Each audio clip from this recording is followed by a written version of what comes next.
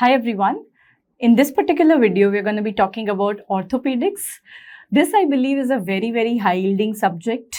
You almost always, can score most of the questions. If there are 5 to 6 questions which are coming in every exam, which is a minimum, you would be able to score at least 4, if you've done this well.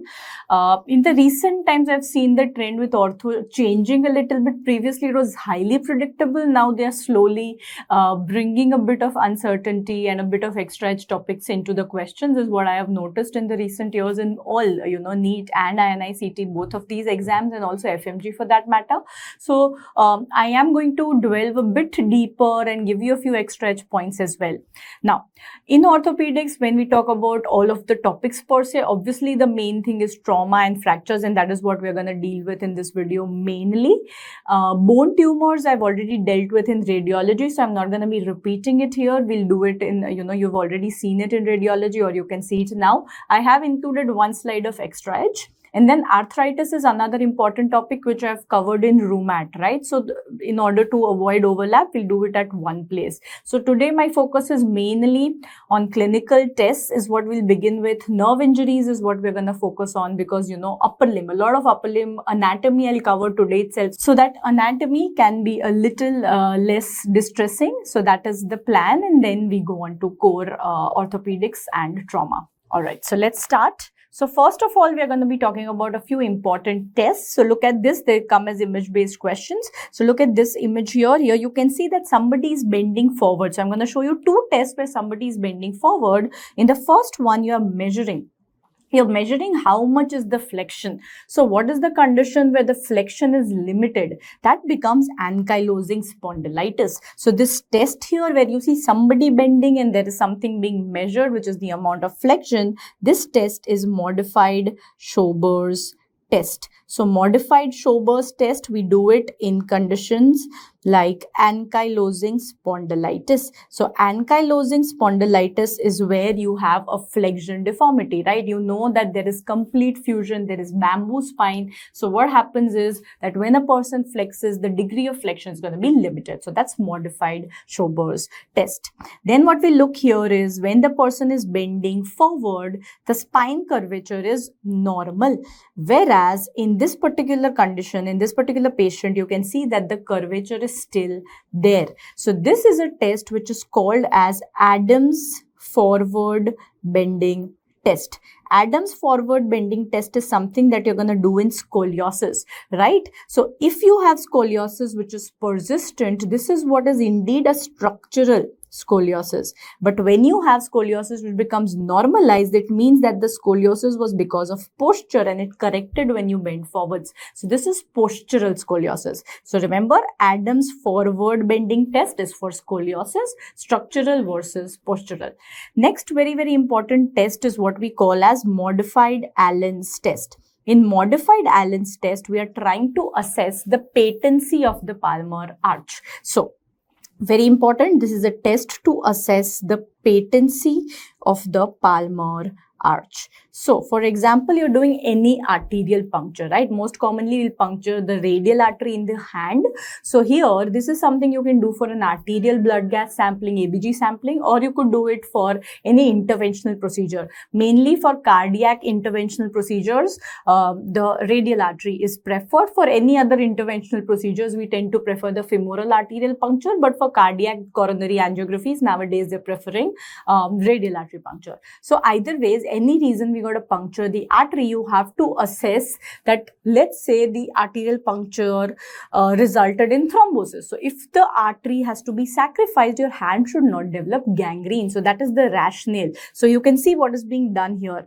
You are first compressing both radial and ulnar.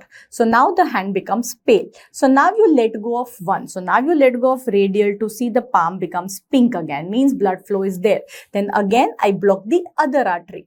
And I leave the other artery, right? So now you leave the ulnar artery to see if the palmar arch fills up. So basically, we are trying to see that the palmar arch is patent, and if one artery is blocked, still the palmar arch should be patent, right? So that is the whole rationale here of modified Allen's test.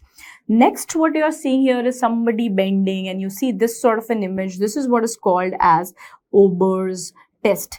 The Ober's test is used for iliotibial band contracture. Okay, so this is for iliotibial band contracture. So you can just remember we are working on the thigh here. You can take a guess, thigh, so iliotibial. This is where the iliotibial band stretches. So that's your Ober's test. All right, so this is about this set. Next, very, very important test. This has been asked a lot of times. This is the Thomas test. Now, Thomas, as a scientist, has worked on TB. So you want to remember, Thomas means TB. We are going to see a Thomas splint, which is also originally, which was developed for TB, but now being used for shaft of femur fracture. So Thomas TB is what you want to remember. Now in Thomas test, what we are checking is actually the iliopsoas, right? So don't confuse it with Ober's. Ober's was iliotibial.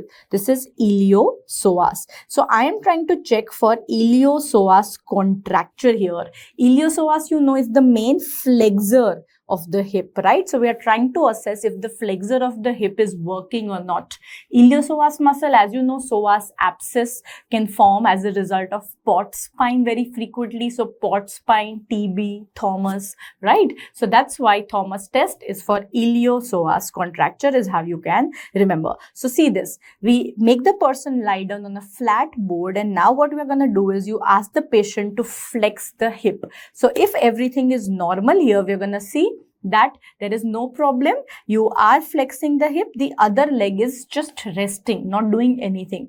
But if you have a flexor contracture, if you have a iliopsoas contracture of that side, now what happens? See, the other thigh is lifted off. The other thigh is trying to correct, right? It's trying to compensate. So this is what you have to notice, that when the other leg lifts off, that's a Thomas test positive. Otherwise, it's Thomas negative, right? We also measure here the angle of lordosis. So once there was a question where they asked you to arrange the steps of Thomas test.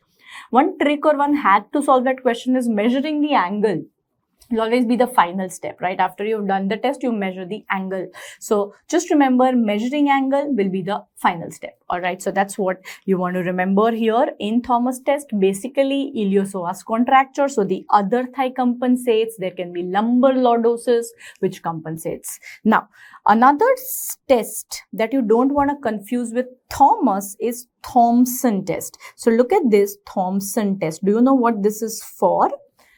This is slightly extra that has not been asked so far. So Thompson test is something that is done for Achilles tendon. So for Achilles tendon rupture or Achilles tendon involvement, we'll do a Thompson test. So Thomas and Thompson. Here what you are doing is you are pressing on the calf. In a normal person, there should be a plantar flexion which results, right? So here when you compress on the calf, a normal Thompson test is that the foot will plantar flex. All right. If it doesn't, that means that the Achilles tendon is involved. As far as Achilles tendon injuries are concerned, there is another classification called Kuwada's classification. So that is another point for Achilles tendon rupture. It's the classification to grade the Achilles tendon. So Kuwada. Another buzzword, where Achilles tendon comes in. So you want to remember that there can be a patient, they can give you that there's a patient who has back pain and has bilateral heel pain. Whenever you hear something like this, heel pain, why? Because wherever the Achilles tendon inserts, you have inflammation there.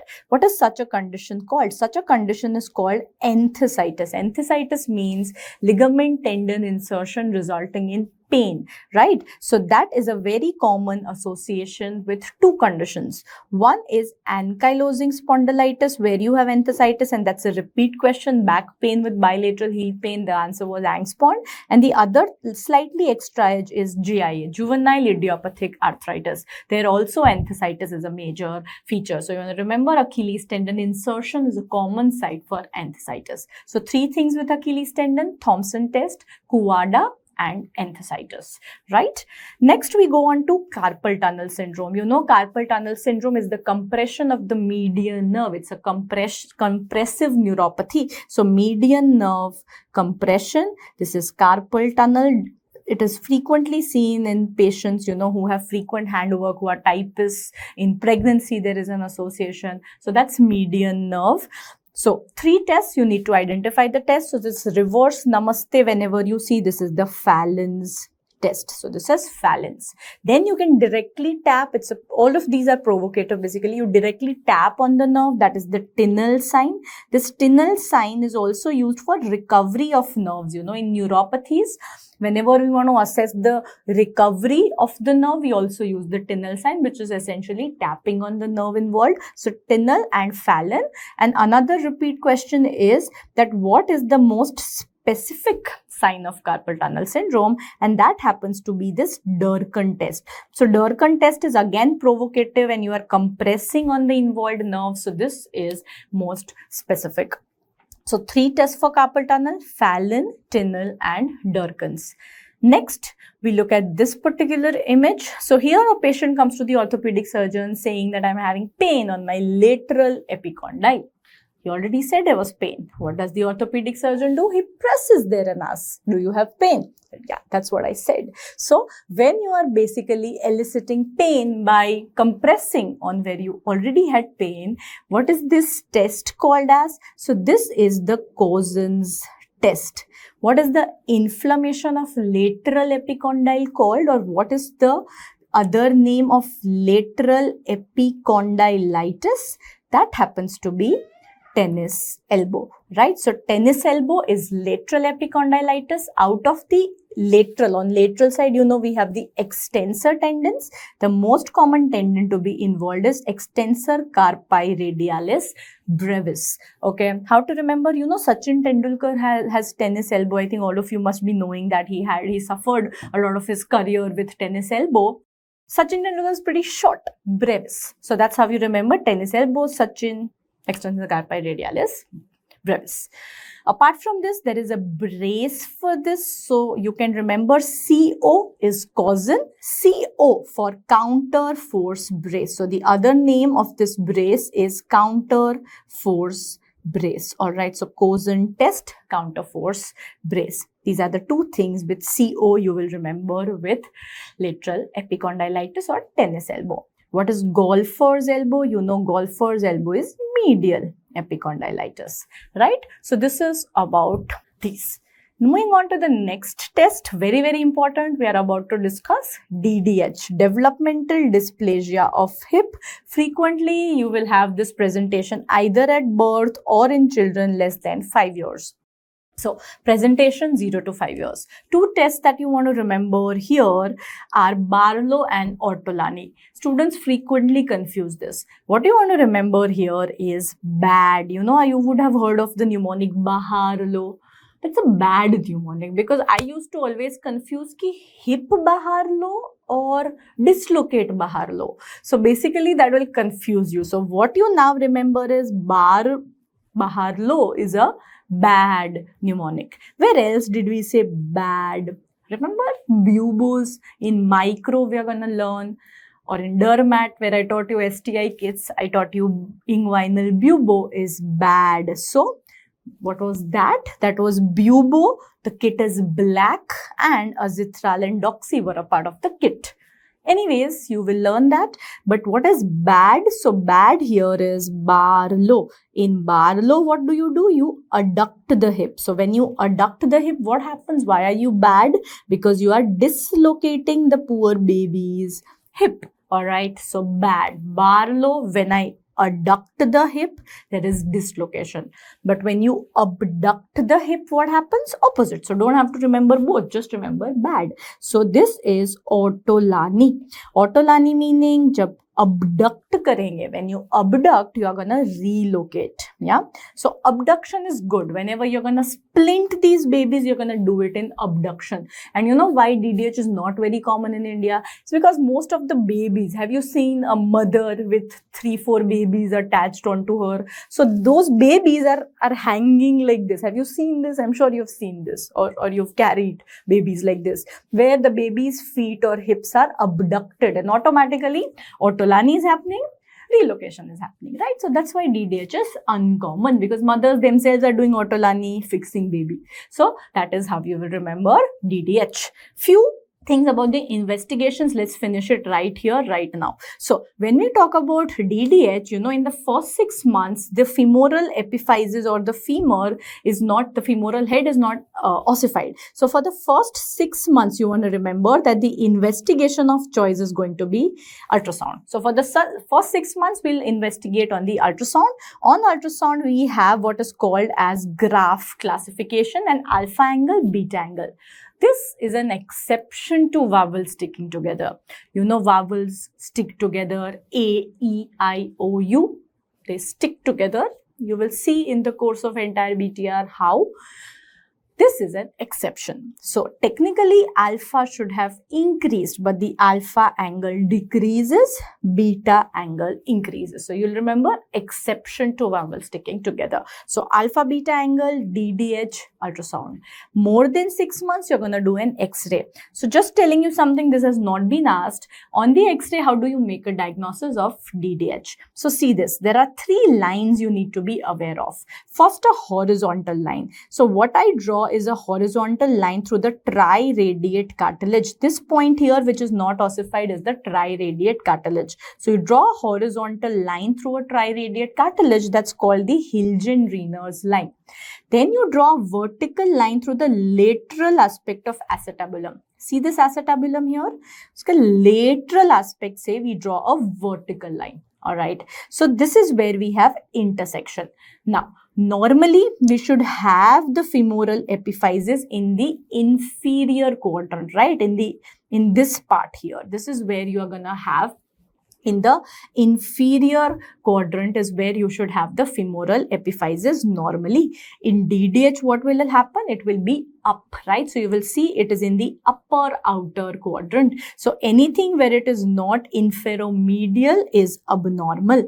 I hope this is clear. This is normal. When it falls inside here in the inferomedial quadrant, that's where it should be. But when it's anywhere else, particularly roaming outside, drifting apart, that's your developmental dysplasia of hip, right? So that's done. Another line you should know for all conditions around the hip, where it will be disrupted, is the Shenton's line. So Shenton's line is a line that you draw from the medial part of the femoral condyle and you take it here. So this is the superior pubic ramus. So you have to take it along the inferior aspect of the superior pubic ramus. When I say it as words, it seems complex. Too many words. But when you see it, not too many words. So medial part, superior pubic rami, inferior aspect. This should be this smooth curve. In DDH, in fractures, this will be disrupted. So you see there is no straight line. So you want to know about Hilgen-Riener, Perkins, Shenton's, or in general how to diagnose it on the X-ray. Now let's talk about the management. So as long as the baby is diagnosed in the first 6 months or even up to 18 months, what you're gonna just do is give a closed reduction to the baby, right? So as a general rule, the best outcome is if you treat less than 6 months. So less than 6 months, you're just going to do a closed reduction and you're going to put the baby in this Pollock harness. So you can see how the harness is and you can see how the hips are in abduction, ortolani. Yeah. So less than 6 months, closed reduction, Pollock harness. 6 to 18 months, instead of the Pollock harness, you can also use a spica. So you'll use a spica till 18 months. What is important is what after 18 months. So this is what is important, that more than 18 months, now we are going to have to do open reduction. And if the baby is more than 2 years, you might also have to do an osteotomy in addition to the open reduction. So this is a brief guideline on the management of DDH. This is ideal, best results.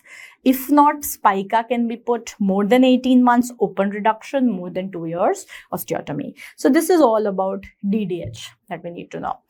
Next group of tests we are seeing are for what? These are all for thoracic outlet syndrome. So thoracic outlet or thoracic inlet, whatever you call it, is basically the obstruction here at the thoracic outlet. So what happens? The most common cause, first of all, why this obstruction happens is because of a cervical rib. So the most common cause is cervical rib. Second, what all can get compressed? So artery, nerve, vein. All three can get compressed. In what order? So nerve compression is most common. The most common nerves to get compressed are C8T1 roots. C8T1 roots, you know, are a part of lower trunk. So most common is nerves, C8T1, lower trunk, followed by subclavian vein, followed by subclavian artery. So this is the order of compression of thoracic outlet syndrome. 3 tests for you. So everybody, while watching, now do this. You will elevate and abduct your arms and do this for the next 2 minutes. Pause video. Keep doing this. If you start to have paresthesia, that means you have thoracic outlet syndrome. You should get an X-ray done to check for cervical rib. Yeah. So this test, which is elevated arm stress test, EAST, also called as Roos test. This has been asked in an old NEET exam as a GIF or an AIMS exam as a GIF, alright. So this is a Roos test. Then you want to remember when we are palpating the radial artery and you are doing this sort of a movement, this is Addison test. Overhead abduction and then palpating the radial artery is Wright test. So good way to remember is RAW. Yeah, so Roos, Addison and Wright. RAW test for thoracic outlet syndrome. Next, very, very important, what do you see here? So here you can see the first extensor tendon involvement. This first extensor tendon involvement is what is called as de Quervain stenosynovitis.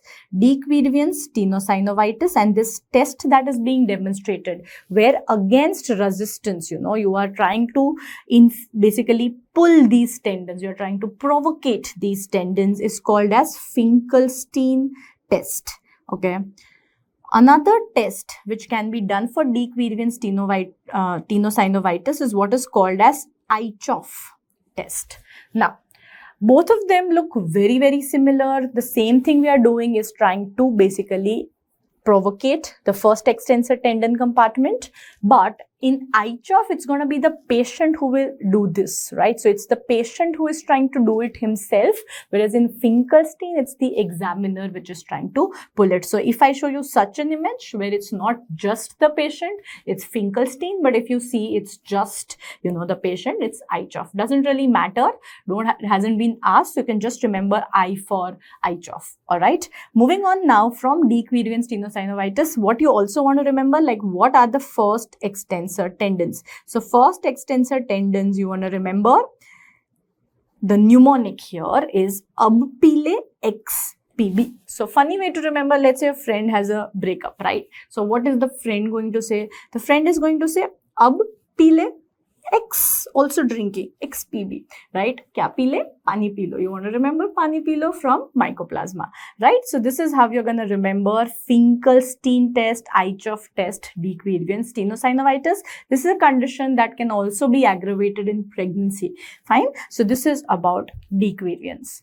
Moving on next to sports injuries. So now we are going to talk about sports injuries briefly. First, I'll show you the ligaments on an MRI and then we'll see the clinical test. So what you want to remember for the sports injuries around the knee, for any ligaments in general, the investigation of choice remains MRI. Whereas if they ask you gold standard, you know, gold standard is something which is diagnostic and therapeutic. That is always going to be arthroscopy. So arthroscopy and MRI. So on MRI, they can ask you to identify these. So look at this. First, look at these two images. These are sagittal MRI. So you can see this black ligament. Ligaments are normally black on MRI. You can see these ligaments crossing, right? So crossing means cruciate. So these are cruciate ligaments. Now how we name them is on the position on the tibia. So if they attach anteriorly on the tibia, this is anterior cruciate ligament. But if they attach posteriorly on the tibia, that is posterior cruciate ligament. All right. So we name them with respect to the tibia is what you will remember here. How to know what is anterior, posterior? Patella. So patella is anterior. That's how you know. Now, You can also remember the function with the help of this. So ACL is attaching anteriorly on the tibia. So the main function is that it will prevent the anterior tibial translation, meaning it doesn't allow tibia to fall out anteriorly and PCL fall out posteriorly. ACL is a very, very common injury, far more common than PCL. Okay, so that's first thing. Now, how can I test this? So let's do the tests of ACL and PCL. So look at this here. So this is where the knee is flexed. Now, if the knee is flexed around 20 to 30, some sources say 20, some say 30. So if the flexion is 20 to 30 degree, this is what we call as the Latchman test. This was asked in the last NEET 2024 exam. So 20 to 30 degree flexion is Latchman. Same image as this was asked. So this is what you need to remember. But if the knee is straight in 90 degree flexion, that is what we call as anterior drawer test. So essentially what we are doing here, we know that if ACL is injured, the tibia will fall out. So that's what you are doing. What are you doing? You are pulling anteriorly. You are pulling the tibia anteriorly. If it comes, means ACL is injured. If it doesn't, it's not injured, right? So this is what are the two tests for anterior cruciate ligament. Opposite you do posterior drawer test is PCL. Yeah. Now we talk about menisci. So menisci help us in rotational stability of the knee. So this is what the menisci looks like. So you can see this sort of an image, right? So this is what a menisci looks like. So you have two menisci like this. When I take sagittal cuts, you're going to see something like this, where these are the anterior posterior horns and this is the thin body, right? So when they show you, this has never been asked, but when they show you this bow tie kind of a structure, that's how you will recognize the menisci. All right. They will never ask you collaterals because they're very, very thin. On the coronal image, you'll see MCL and LCL. Very thin, you know, they won't ask you. So this is about recognizing on an MRI. 3 tests for menisci. So you want to remember the first one here is Apley's grinding test. So this is Apley's grinding test. The second one, where you see somebody is trying to dance on one feet, you want to remember dance, Thalaiva. From Thalaiva, you'll remember Thessaly. So this is Thessaly's test. And then when you see that you are trying to do flexion while rotating, so essentially checking the rotational stability, this is what is the McMurray's test. So 3 tests for menisci, Apley grinding, Thessaly, McMurray, right? As far as the management of meniscal tears is concerned, you need to know something about the vascularity. So the outer menisci receives vascularity, that is called the red zone. The inner menisci has no vascularity, that is the white zone. So because there is vascularity in the outer menisci, so if there is outer meniscal tears, you can repair them, right?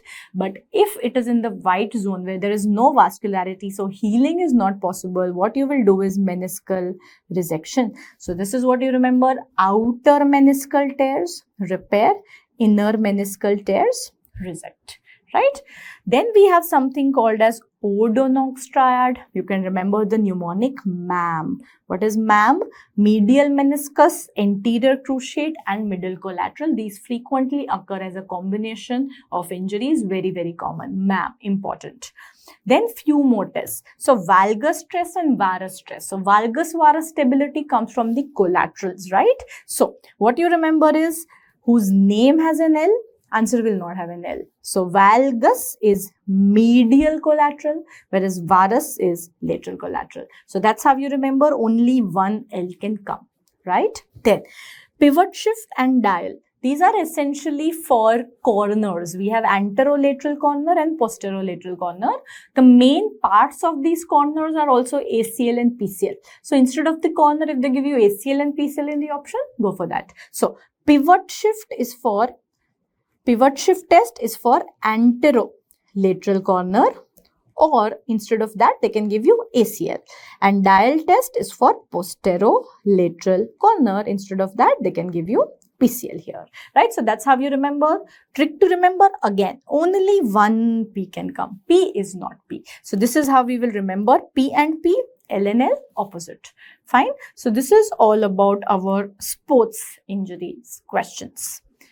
Next, what we are going to discuss now are the nerve injuries. Very, very important. Almost every exam, 100% this question comes, one of these questions, because, this is anat, ortho, medicine. So lots of subjects can, put questions from this. Extremely important. So how we're going to learn is, first, let's talk about ulnar nerve. So when we talk about ulnar nerve, we need to first know, I'm not just going to teach you the names of the tests and, give you a mnemonic. I will do that also, but let's understand the concept. So ulnar nerve, what you want to remember, what all muscles of the hand does it supply? Once I know the muscles, then the deficits become easy. So most important is, all thenar muscles are supplied by median, except that exception is very, very important, and that is adductor pollicis. So what you want to remember is ulnar nerve supplied by adductor pollicis, and this is what is called as the graveyard of ulnar. Ulnar nerve terminates here, graveyard of ulnar adductor. Very, very important. All other thumb muscles supplied by median nerve. So that's the first point. Now let's go into the intrinsic muscles of the hand. So first we are going to take a detour and do some anat, and then we'll come back to ulnar nerve. Alright. So what are these? These are our interossei muscles. So what you want to remember, I think all of you know pad and dab. Palmar interossei are gonna adduct, dorsal interossei are gonna abduct. Meaning, if these are the fingers, adduct, palmar, abduct, dorsal. So this is the first thing. Both of these interossei, pad and dab, are supplied by ulnar nerve. First point. Then, what kind of muscles? So palmar interossei, you can see all of these are unipennate. Dorsal interossei, all of these you can see are bipennate. How to remember? You know how we use di and bi interchangeably? Yeah, so D is bi. That's how you remember. Di and bi go together, right? Next point. Palmar interossei adducts. So which is the finger which need not do any adduction? Which universe is made adducted? Is the middle finger. So what you want to remember, that middle finger has no palmar interossei. Yeah. About dorsal interossei, which two fingers don't need abduction?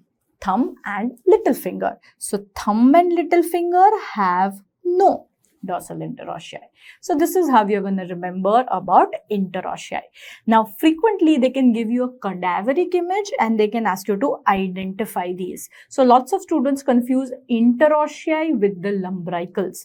Tell you how to distinguish. So the first thing is, the lumbricals are associated with the FDP tendons. They take origin from the FDP tendons. So you're going to be seeing these FDP tendons.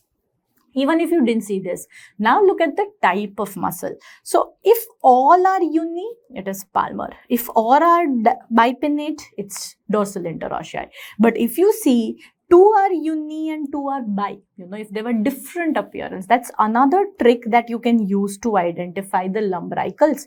The first two lumbricals, meaning the two lateral lumbricals, yeah, that's how we do now. First two, so uni. Third, fourth, so bi. So in order only, you don't have to really memorize this. So first and second, the lateral lumbricals are supplied by the median nerve, whereas third and fourth are supplied by the ulnar nerve. What is the function of lumbricals? Make an L. So this is what you do, is make an L. What is happening? Metacarpal flexion. So metacarpophalangeal joints is flexing, whereas interphalangeal are extended. So don't have to create a mnemonic here. You just make an L and you will know. So the function is MCP joints flexion, interphalangeal joints extension. So now what if the lumbricals don't work? What will happen?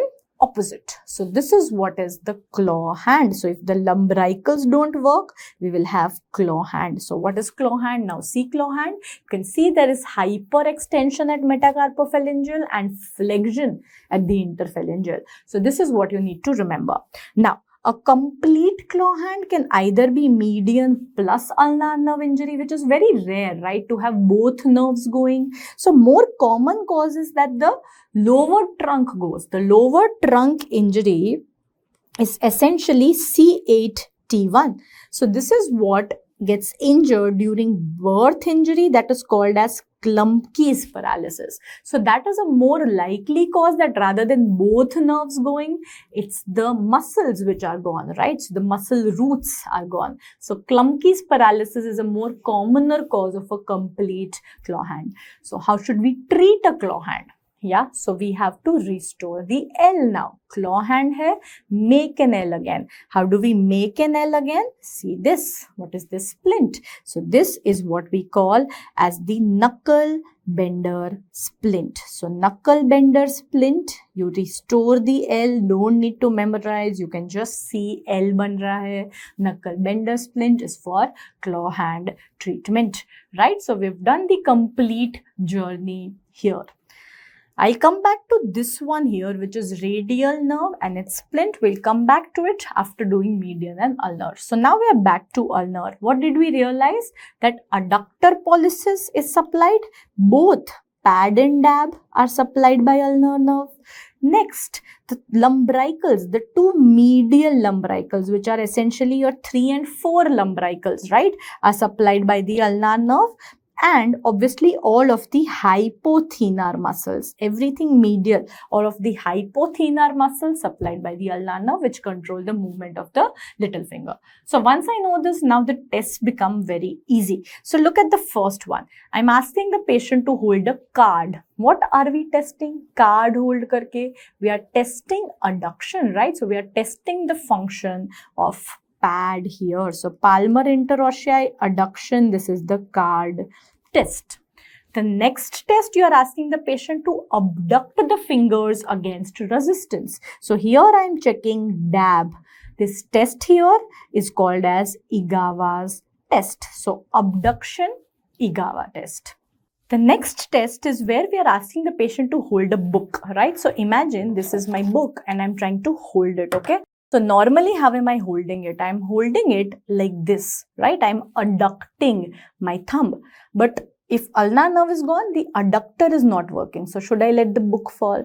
No. So what do I do? Other muscles are working, right? So how I will now hold it is I will flex my thumb. So instead of adduction, if the person is flexing the thumb and holding, this particular test is what we call as the Froment sign. So this is the Froment sign, or you can also call it the book test here, where instead of adduction, the adductor pollicis is gone, the person is flexing the thumb.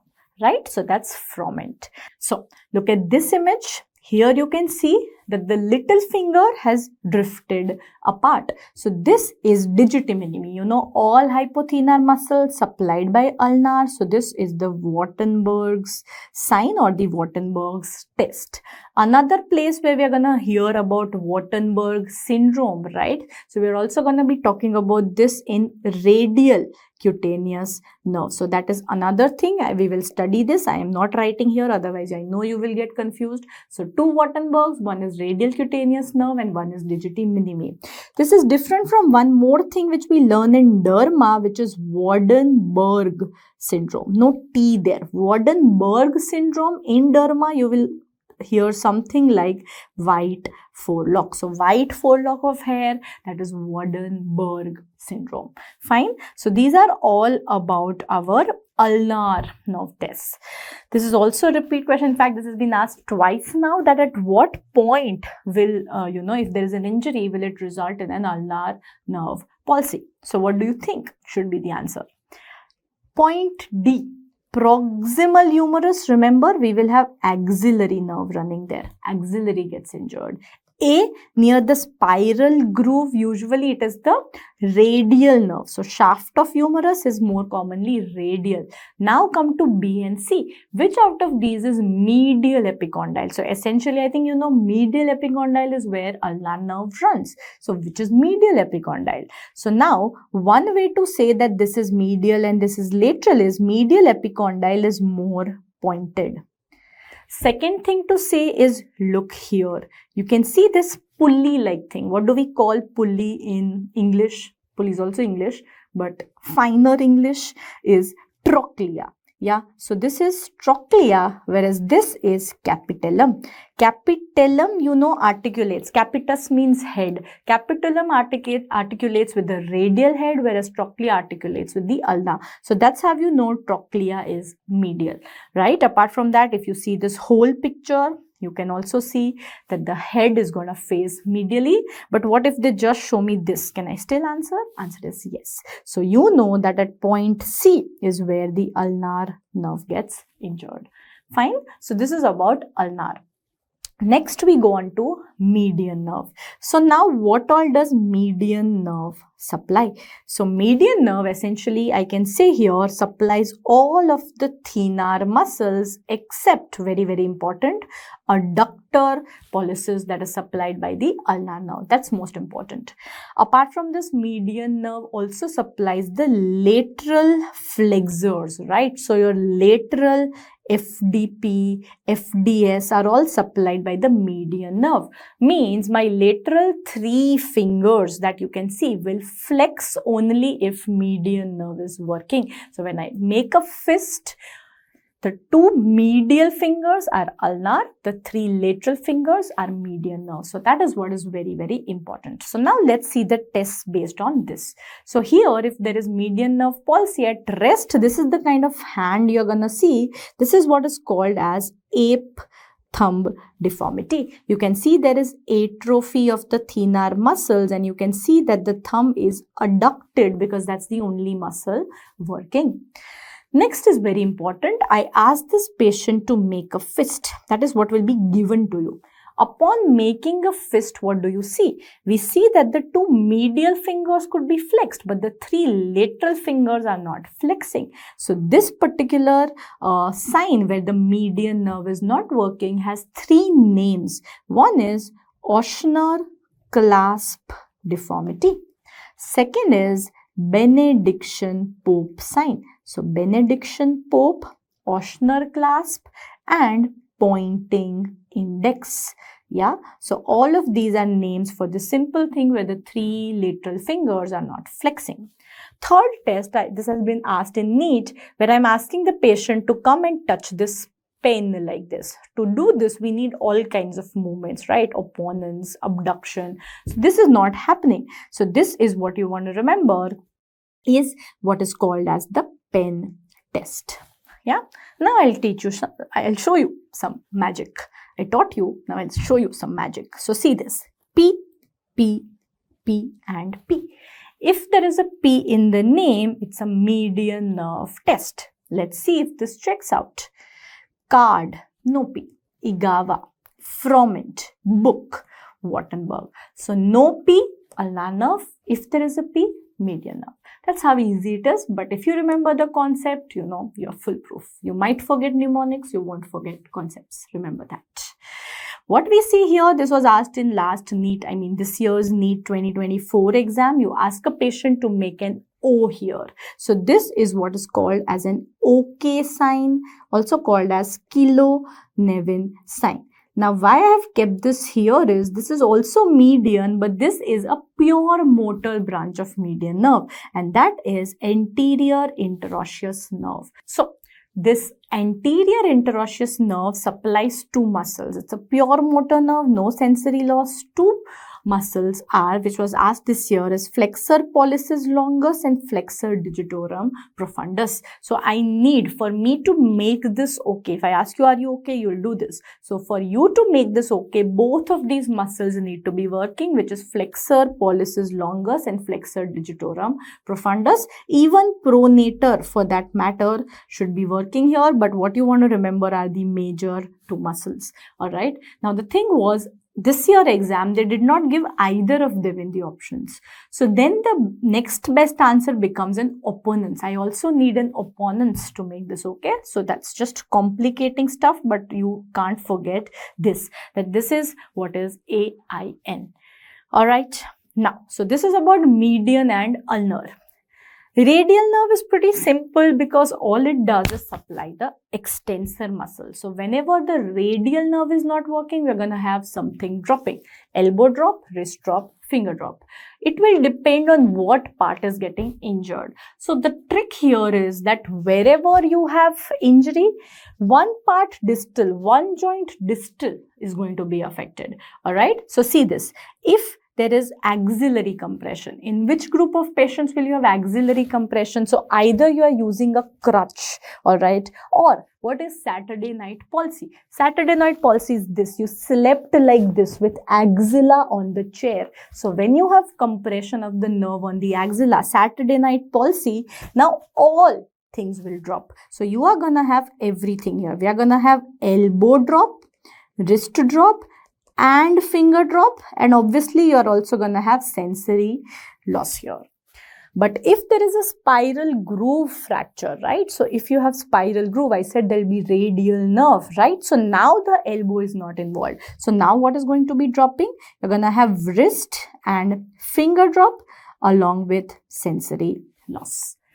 Posterior interosseous nerve is the pure motor branch of radial. Just how AIN was for medial, PIN is for radial nerve. This gets injured in Monteggia and radial head dislocations, okay? We'll study about Monteggia in a bit. PIN is a pure motor nerve.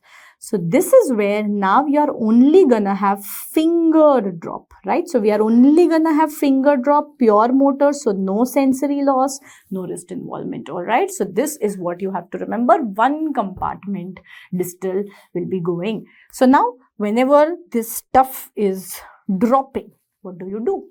Whatever is dropping, you lift it. So look at the splint now. This is a repeat question. This is what we call as the cock up splint. So cock up splint, wrist and fingers we are lifting so that there is no drop, is used for radial nerve palsy, right? Radial nerve also you want to remember has the best prognosis, the most common nerve to be injured, and also has the best prognosis and chances to recover, right? So this is about the upper limb nerves that we needed to do here, all right? Moving on now to the compilation. So this is where I have basically compiled all of the nerve injuries and compressions of the upper limb, and I'll also be talking about a bit of rotator cuff so that we finish upper limb right here, right now. So shoulder dislocation, neck of humerus fracture, this is where you're going to have axillary nerve getting compressed.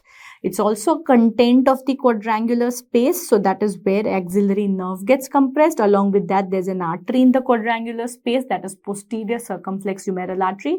And remember, this is a branch of axillary artery, third part of axillary artery.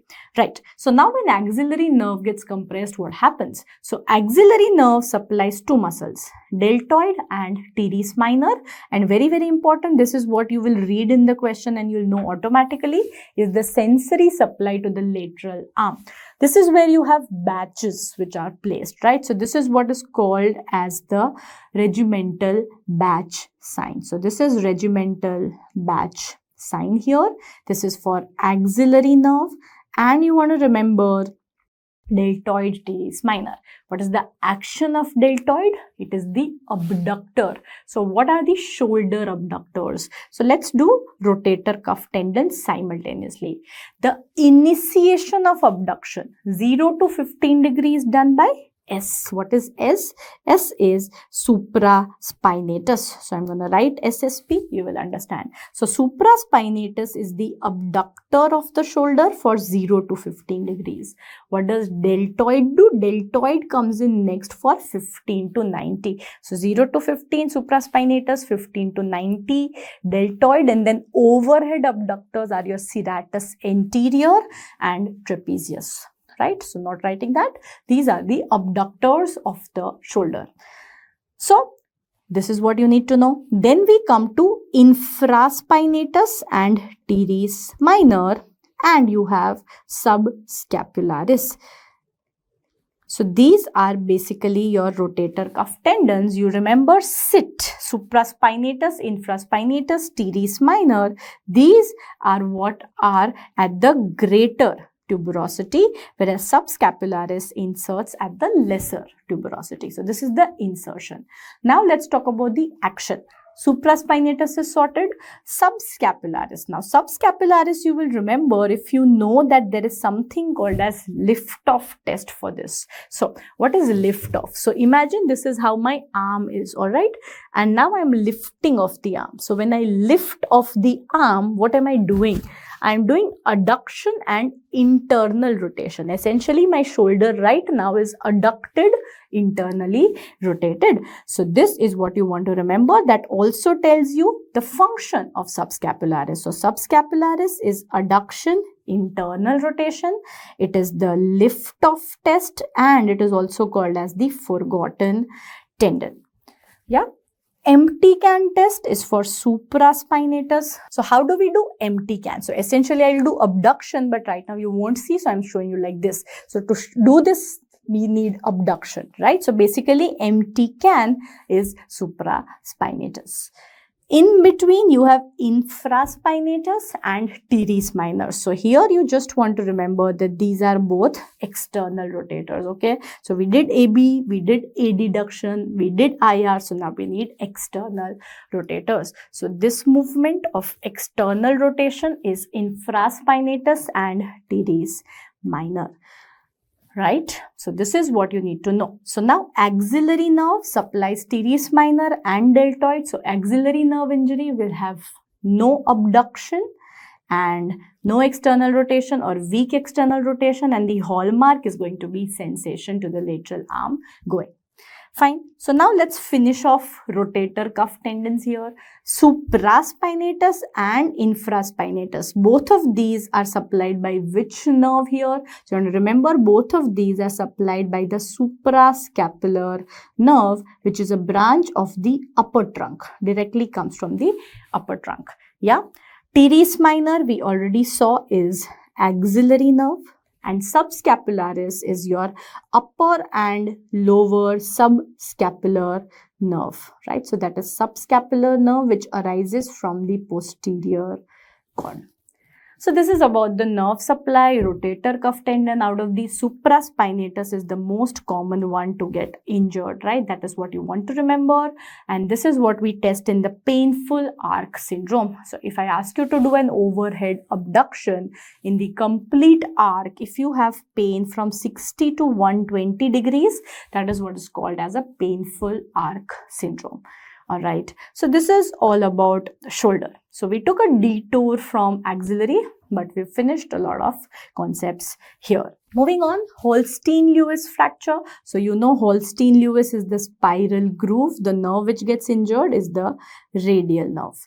Monteggia, we already saw, is posterior interosseous pure motor branch of radial nerve. Supracondylar, any nerve can get injured, but the order is AMRU. What is AMRU? AIN, more than median, more than radial, more than ulnar. So, that is AMRU. AIN, most common. Okay, sign.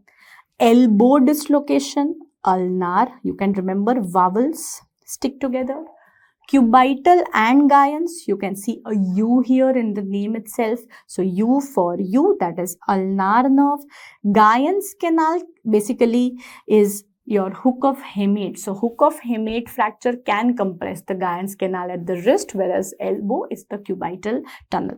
Wrist, anything to do with wrist, you think of median nerve. So, median nerve, the compression is carpal tunnel and pronator syndrome. So, median nerve, this also tells you runs between the two heads of pronator. What runs between two heads of supinator is the radial nerve. So, here you can remember a mnemonic, senior Prime Minister. You know, Modi ji kafi senior. So, senior Prime Minister. So, you'll remember SNR, P and M. Fine.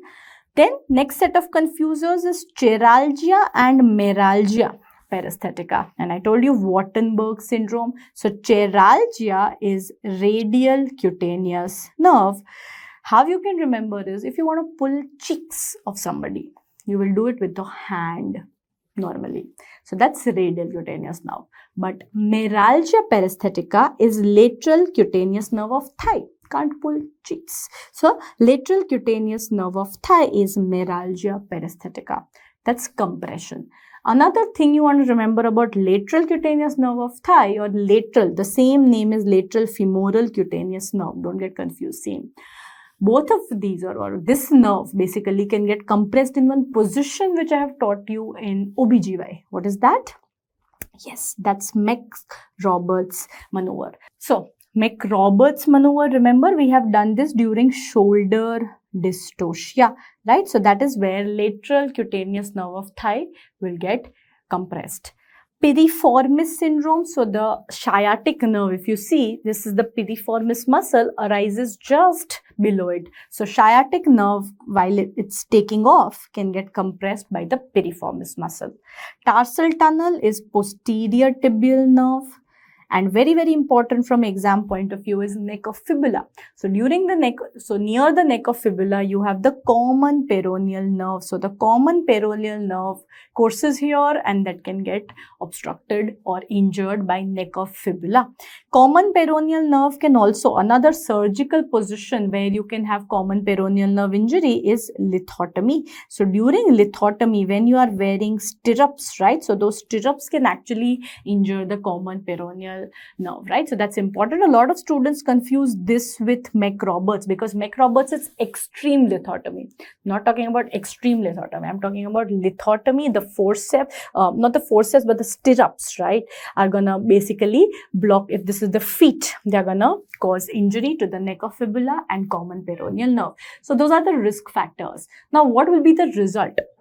When the common peroneal nerve doesn't work, common peroneal is made up of DPN and SPN, deep and superficial peroneal nerve. The main nerve if asked to choose is the deep peroneal, because deep peroneal supplies the dorsiflexors of the ankle, right? So dorsiflexion of the ankle will not happen. So what will happen? Plantar flexion. So this is how now you will walk. Have you seen a girl wearing heels? Yeah, or a horse walking. So they walk with plantar flexion. So that is the kind of gait which will happen. So when the common peroneal or the deep peroneal nerve doesn't work, the kind of gait is called as steppage. You're gonna step on toes and walk. Steppage gait is what you will remember. Here also called as a slapping sort of gait. What can you do for that? You can give these toe raising splint. So this has not been asked, but you can remember this name. So this is what you give to these patients. Again, what is gone? Dorsiflexion is gone, so you dorsiflex. So that is what is toe raising splint. All right, so these are a lot of very, very important questions, and minimum one question from this slide. Okay, so this is nerve injuries. Next, we are going to be talking about important hands and fingers. Here I've compiled everything that you need to know about hands and fingers from all around medicine. So the first image that you're seeing is somebody trying to do a namaste, right? Remember Fallon where it was a reverse namaste? Now we're actually trying to fold hands for a prayer. This is what is called as a prayer sign, but the muscles of the hand are not opposing each other. So this is what is called as the prayer sign, and the diagnosis is diabetic cheroarthropathy. So this is what is seen in diabetics, and the condition is diabetic cheroarthropathy. All right, so this is the prayer sign. Another way they can show you the same thing is a tabletop. On a tabletop, if you try to place the hands, they will not be flat, okay? So that is what is prayer or tabletop sign for diabetic cheroarthropathy. Now look at this image and tell me what is the deformity. So I've seen lots of students, who will keep doing this, make a swan neck, doesn't happen, then they try harder, waste 1 minute doing this entire process. Don't do this in the exam, okay? So I'm going to tell you a trick is street food of Delhi. Delhi street food is very famous. So what you want to remember here is that in swan neck deformity, what we have is flexion at DIP. Once you know this, everything else is opposite, right? So there is extension at PIP. So what can you see here at the proximal interphalangeal joint, there is extension and there is flexion at DIP. So this indeed is swan neck. What is Bottonier's deformity? So Bottonier's deformity is the opposite. So don't need to remember and write both. So Bottonier's is going to be opposite, where you're going to have extension at DIP and flexion at PIP. So please don't memorize everything, just remember SFD and we are sorted. These deformities are more commonly associated, I'm sure you know, with rheumatoid arthritis. Okay. On the other hand, look at this. When you have these nodules at the PIP and the DIP, this is more commonly associated with osteoarthritis. Now, what are these nodules here? So what you want to remember, in the first year, when you were a first year student, there were two things which you knew: dissection hall and blood pressure. Yeah, dissection hall, how to measure blood pressure and physiology. So what you want to remember, the joints at the nodules at the DIP are going to be called as the Heberden nodes, whereas those at PIP are going to be called as Borchardt nodes. So Heberden and Borchardt, DHBP. Apart from that, osteoarthritis, you know, we will talk about in arthritis as well, affects the knee joint, affects the hip joint. Some points about knee osteoarthritis. So, you know, osteoarthritis is always an asymmetrical arthritis. So, it's the medial compartment which is affected more commonly. Medial compartment, from that only you can remember the deformity. What is more common is genu varus, right? So you can remember varus is medial. So medial compartment, genu varus, and the muscle that is affected is also vastus medialis. So you want to remember medial for knee osteoarthritis. 3 questions: vastus medialis, medial compartment of the knee, and genu varus is the most common deformity. So this is about osteoarthritis. Other points, radiology, we'll all cover in rheumat. Now look at this. So this is what is called as the Cannavale sign. So this Cannavale sign is what is a sign of suppurative tenosynovitis. So you have tendon sheath getting inflamed, which is having pus, which is inflamed. So what do you see in this? You are going to have a fusiform swelling of a digit, like a sausage digit. There's going to be tenderness along the sheath. The digit is held in flexion, and with passive extension there is pain, and that sign is the Cannavale sign. Now, the most common cause of suppurative tenosynovitis is going to be Staph aureus. I'll make it simple for you.